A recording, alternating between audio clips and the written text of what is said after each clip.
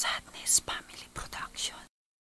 Tagline Records. Ang ito'y para sa'yo at kung maubos ang tinig, di magsisisi dahil ngayon narinig mula sa labi ko.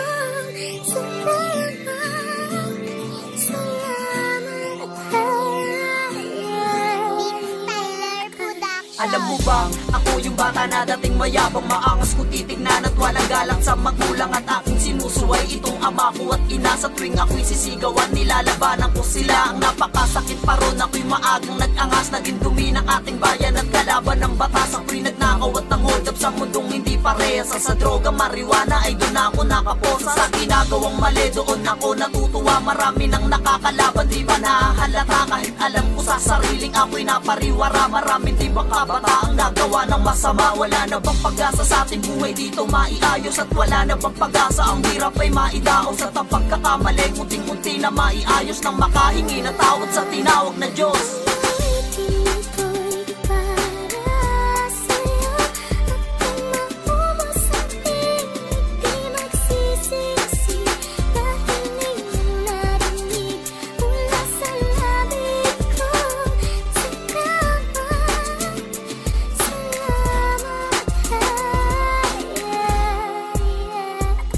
Magmula nang mahawakan ko ang libro na nagbibigay ng buhay at pag-asa sa mga tao, ay doon ko lang nalaman na nagkamali pala ako. Kahit na makasalanan ay binantayan mo pa ako. At hindi mo ko hinamak sa lahat ng masama. Kahit ako'y makasalanan, ika'y nagpakumbaba. Kahit na pwede nang kuhain ay hindi mo ginawa, dahil gusto mo pang mabago ang iyong mga likha. Kaya tatawad sa akin pagkakamali, Panginoon, dahil sa iyo ang aking buhay nagkaroon ng direksyon. Ng pagbabagong binigay mo, di nasasayangin yun. Ito ay alay ko para sa iyo, Panginoon. Kaya salamat sa lahat ng binigay mo para sa akin. Kailanman ang iyong utos ay hindi ko sisirain. Ang pugat ng kamalian aking ang bubunutin. Ikaw ang dahilan kung ba't ako ay masunurin.